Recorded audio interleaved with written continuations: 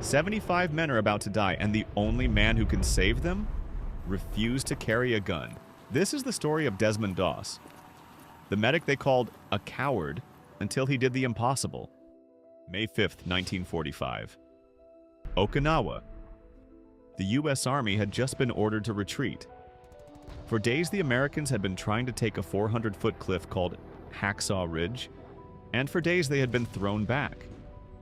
Hundreds of men were now scrambling down cargo nets, sliding into the dark, desperate to get off that ridge.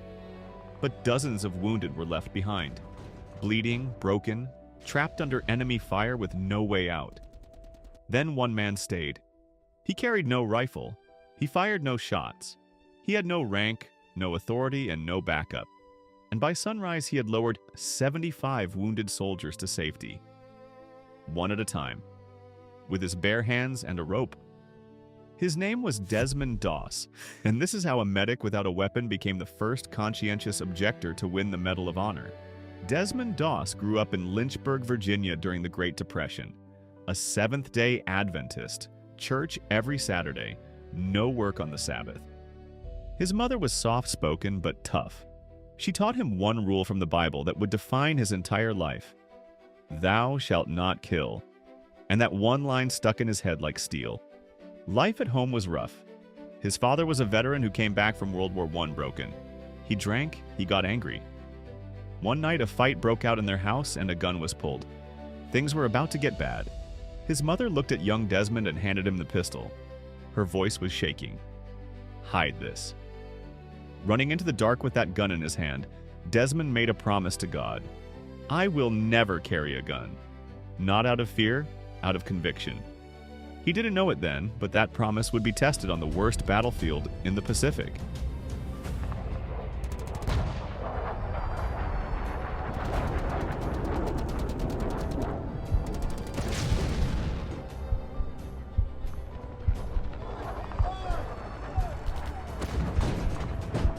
December 7th, 1941, Pearl Harbor. America was at war overnight. Planes fell from the sky, ships burned in the harbor, and across the country, men lined up to enlist. Doss was 24. He was building ships in a shipyard. The job was considered essential, so he didn't have to enlist. But he did anyway. Not to fight, to save. When he showed up to basic training, the Army didn't know what to do with him. From day one, he refused to touch a rifle. He refused to train on Sundays. He carried a Bible in his pocket instead of a weapon.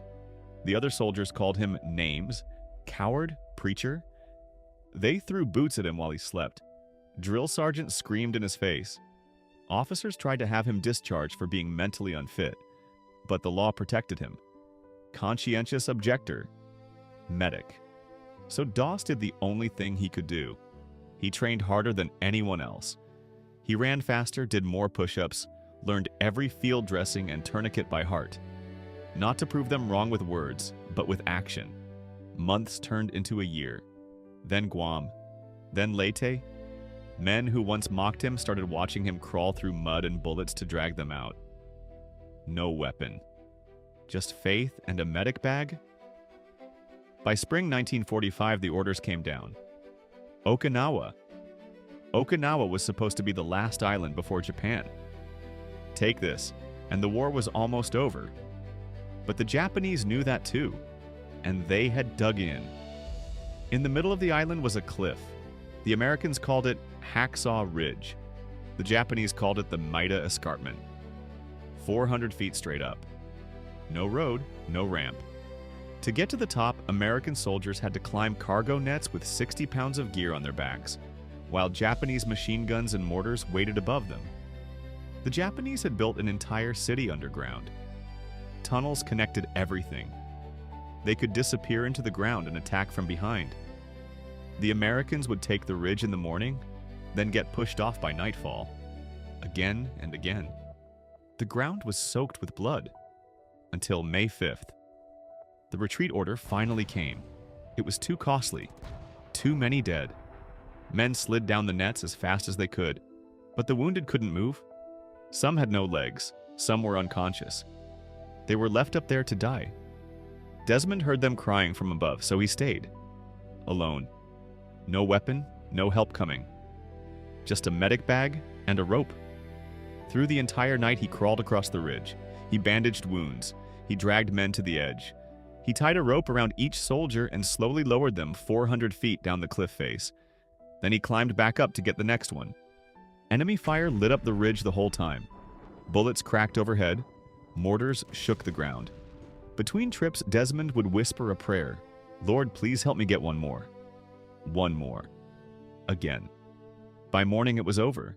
The official Medal of Honor citation credited him with 75 lives saved. Doss himself thought it was closer to 50. Either way, what he did was impossible, but the war wasn't done with him yet. Weeks later, a Japanese grenade exploded near him. Shrapnel tore into his body. He treated his own wounds, waited for help, then gave his stretcher to another wounded man who was in worse shape. A few days after that, a sniper bullet shattered his arm. Doss used the stock of a rifle as a splint, tied it with a belt, and crawled 300 yards to safety. Even bleeding, even in pain, he was still thinking about other men. October 12, 1945, the White House. President Harry Truman placed the Medal of Honor around his neck. The same army that tried to kick him out, that called him a coward, now called him one of the bravest medics in American history. The first conscientious objector to ever receive it. The war followed him home. Tuberculosis from the Pacific took one of his lungs. Years later, an antibiotic he was given made him deaf. But he never chased fame. He never did interviews for money. He lived quietly in Georgia with his wife. He talked about faith, about service, about doing what was right even when it cost you everything. Desmond Doss died in 2006, age 87. His story reminds us of something simple. That courage isn't always about who fires first. Sometimes it's about who runs in with nothing but faith to save just one more.